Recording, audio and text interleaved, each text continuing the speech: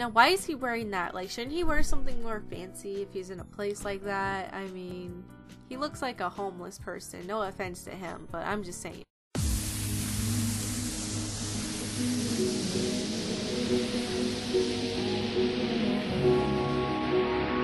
What's up, everyone? This is Not a Girly Misa, and welcome back to Backstage. Past in the last episode, I basically just gave like a little tutorial thing, I guess, on some of the basic things and all that, and unlocked a secret store. Well, it's not really a secret anymore, but but anyways, and now we're at the studio, and this guy here offered us a job for next week, and I took it.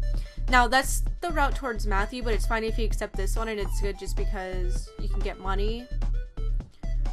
So yeah, let's continue and see how this is gonna go. Adam jobs back to the photo area, looking a lot less uptight than he did earlier.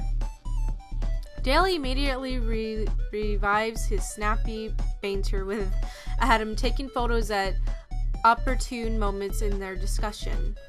The second half of the session passes even more smoothly than the first. Dale's already built up to a good rapport with Adam in such a small amount of time. I've seen the photographers at work before, but no one is as fast moving or easy to get along with as Dale. It's making me a little nervous about the job next Wednesday. Is there someone out there who can't get along with Dale? I'm a little oppressive. Well, it's too late to back out now. I hope it works out. And then we're just continuing with the job here and studying, and we're gonna sleep. Oh, I love sleep. It's so good.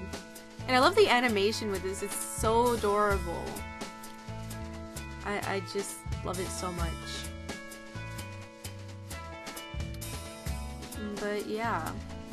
Oh yeah, now we have a job with Benito, so as the bus slows to stop, I briefly wonder if I'm at the wrong place. Is this really the hotel Benito was talking about? It's a lot fancier than I expected. Brilliant light shines from the tall glass window, slicing through the darkening city skyline. I step off the bus and hesitantly walk up the plush red carpet to the front door. The thick carpet sinks underneath each of my steps. The doorman raises an eyebrow with a hint of disdain as I approach, but he quickly masks his expression and opens the door for me with a flourish. The interior of the hotel is more luxurious than the outside. Ooh, fancy. The floor has been polished so perfectly that I can see a clear reflection of the crystal chandelier hanging overhead. Up ahead is an opening dining area filled with lavishly decorated tables. Sean! Over here! God, that was loud. Benito jogs over to me from the dining area. His bright green highlights stand out against the rich red color of the room behind him. I hurry over to him, trying hard to ignore the stares I'm getting. Benito, I didn't quite imagine the hotel would look like this. It's more luxurious than I had previously thought, but that might be a good thing. Probably. I hope they serve a lot of alcohol here. If we're fortunate, we'll get some handsome tips tonight.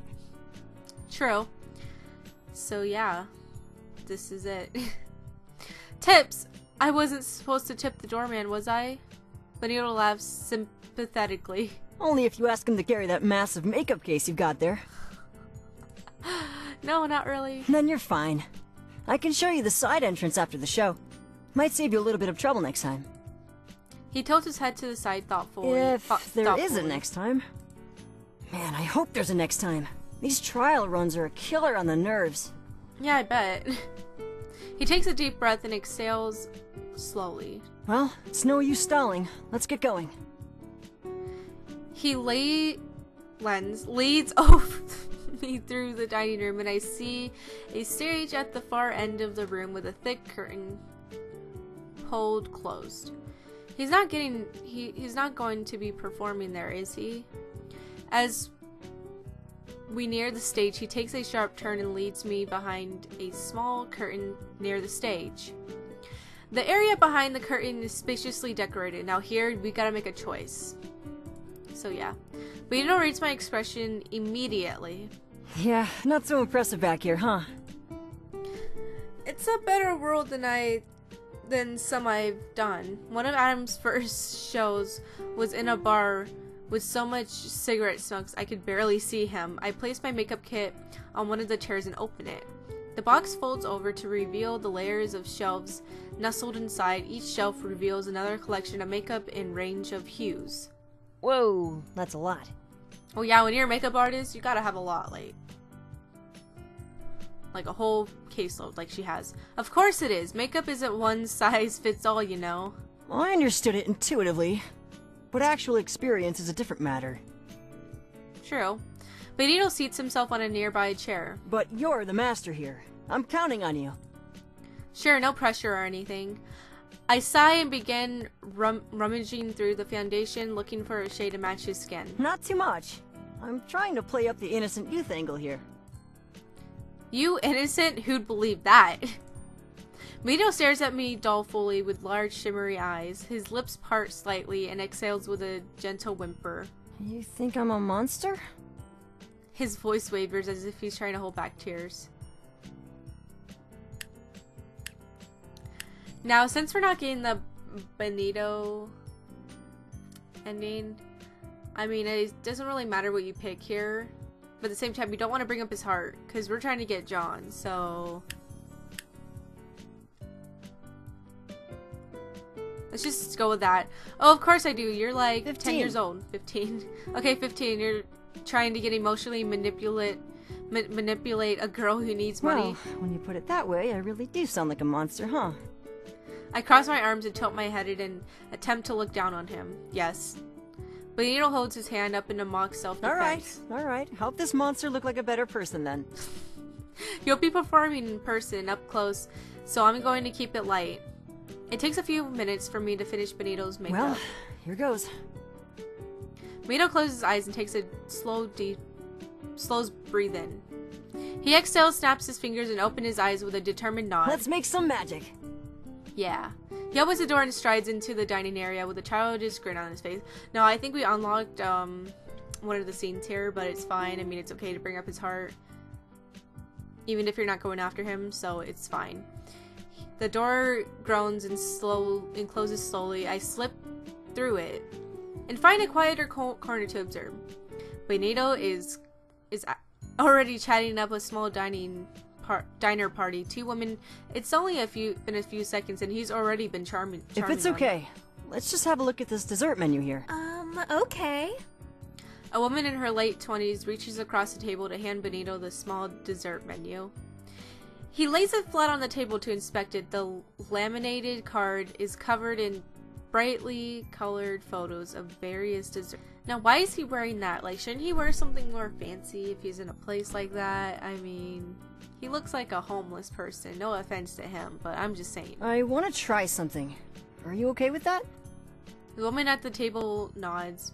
Benito places a gentle hand on the arm and the woman closest to him. Which one of these do you like the most? Oh, The woman bites her lip and quickly points at the photo of the sliced cheesecake. Cheesecake. Good choice. Oh yeah, that's definitely a good choice. I love cheesecake. It's so good. He waves a hand over the menu slowly and takes a deep, small breath. All right. Let's see if we can get this to work. He places both hands over the photo of the cheesecake. Benito rubs his hands slowly, taking a moment to pause and think. Both of the women lean in for a closer look. People from the nearby tables crane their necks to see what's going on. Benito lifts his hands slowly from the menu. As he does, he reveals a slice of cheesecake looking just as perfect as the one in the menu. You know, I wish I could just make magic like that. Like put my hand over something and then I think of a food that I want. I'm just like thinking, okay, Takis. My hand's over the table. Boom, it's there. That would just be awesome. Like, I don't know how he did it, but that's pretty cool. The two women at the table shares a collective grasp. One of the men from the next table overlaps and offers a quick round of applause. Benito slices cheesecake across the table to reveal a blank spot of the menu where the photo used to be. But yeah, if I could do that power, I'd be so fat. Like, I would just be a whale. He offers a fork to the woman who chose the cheesecake. Try it! The woman laughs and face flushes red as she accepts the fork. She takes a tentatively bite, her eyes light up. it's good. She barely finished her explanation before her friend grabs a fork and digs into the cheesecake.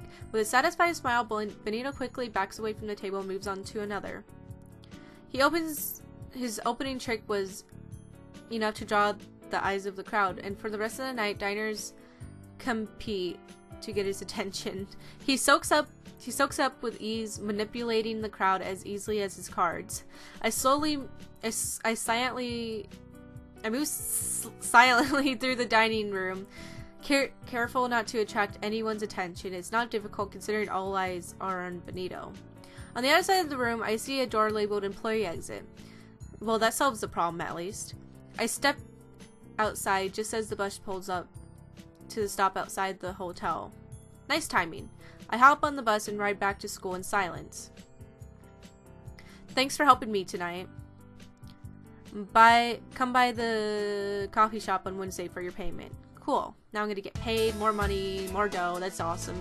Alright, what should I do with my Saturday? I remember Lloyd saying something about a great pho restaurant downtown. It would be nice if I could find it. Ooh, it smells good in here. I hope the food is good as it smells. Sean!